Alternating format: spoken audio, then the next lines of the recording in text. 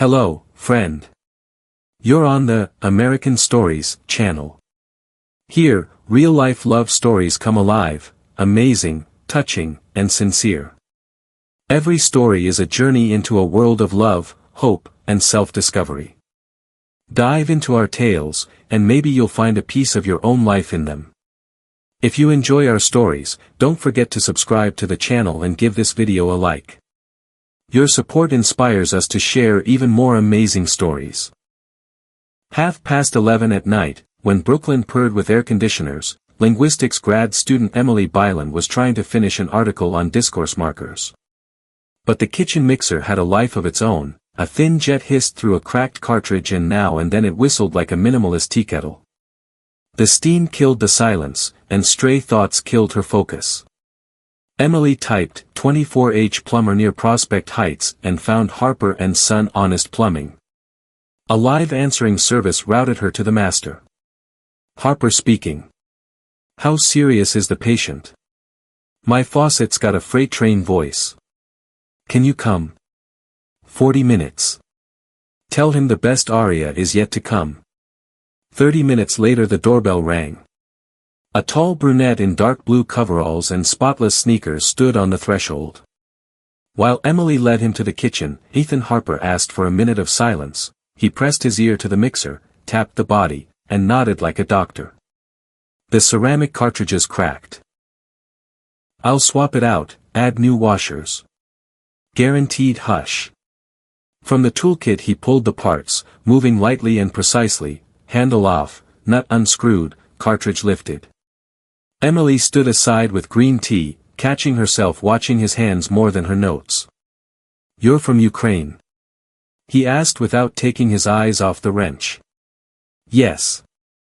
I study how immigrants change American slang. So your specialty is words, mine is water. Good cooperation.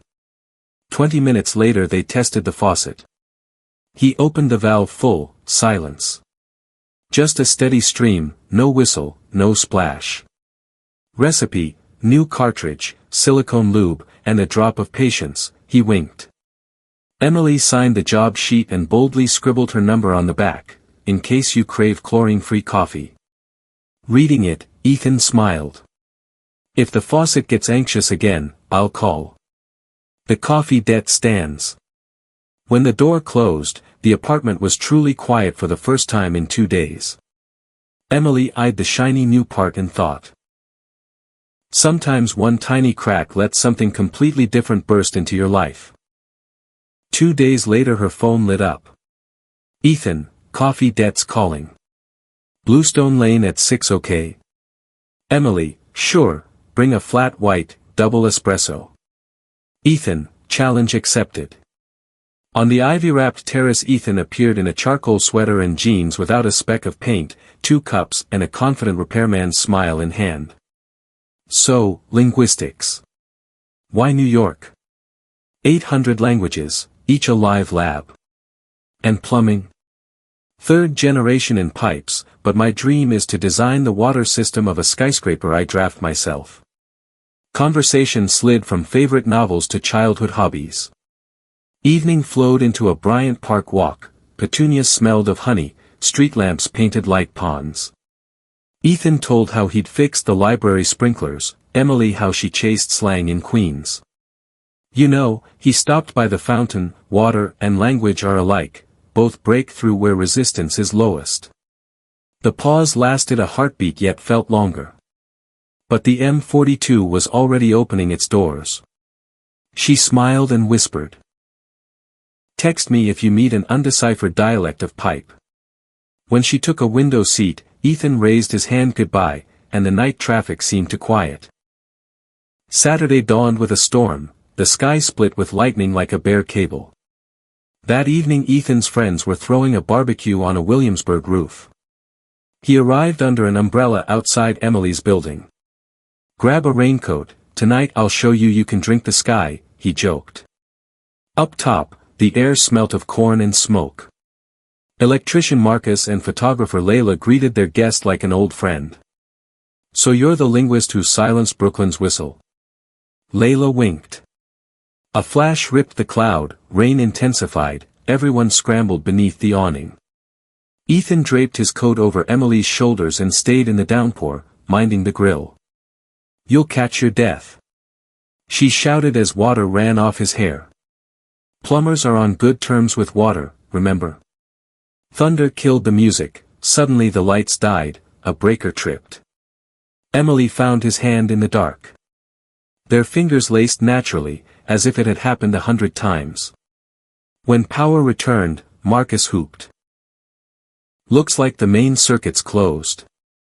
Laughter dispersed the tension. Rain eased, and a double rainbow flared over night-lit New York. The city itself seemed to uncork a new level of closeness. Monday brought an uninvited guest. Landlord Mr. Hudson demanded she sign for a full riser replacement, 3 days without water and a bill that dwarfed Emily's semester stipend. She called Ethan. An hour later he stood in the hallway, studying the estimate. "Type L copper here, though the building's rated for Type M, 20% overcharge," he told Hudson calmly. "Who are you to tell me?" "Licensed contractor, and the tenant's friend." The argument lasted 40 minutes. Ethan quoted code, alternative materials, photos of corrosion. They settled, 1 day's work at half the price. When the landlord left, Emily sank onto the stairs. "You just saved me a month's stipend. Only relieved the extra pressure. By the way, you up for coffee tonight?" Her heart beat faster than an old boiler. For the first time she realized, this man shielded her as surely as he protected pipes from water hammer. A day before her dissertation defense an email landed, "Your student visa extension has been denied." In Washington Square Park Emily sat clutching her phone. Ethan showed up to a 2-letter SOS. "If I don't appeal I must leave the US in 2 months, she rasped. "Hey, we haven't even started fighting. Let's get an attorney. Rec letters, job offer, anything proving you're an asset." They opened her laptop under the maples. Ethan called water department engineers who had university contacts. Emily listed professors. Night swallowed the park, but their pop-up HQ buzzed with resolve. "And if it fails?" she whispered. "Then I'll open Honest Plumbing in Ivano-Frankivsk and take you as partner," he replied, dead serious. He slipped off his watch, set it in her palm. "Whenever you panic, watch the second hand push forward. We will too." Tears caught the beam of his flashlight, but they were tears of courage, not defeat. August 31st. The immigration hall smelled of toner and tension. Emily clutched a portfolio of support letters, a research assistant contract with the New York Public Library, a post Ethan found via an old plumber archivist, and her dissertation reviews. The thick glass couldn't muffle her heartbeat when the officer said, "Your status, J1 research scholar, approved for 3 years." She surfaced onto the street as if from deep water. Ethan stood with 2 coffees and an endless grin. She ran to him.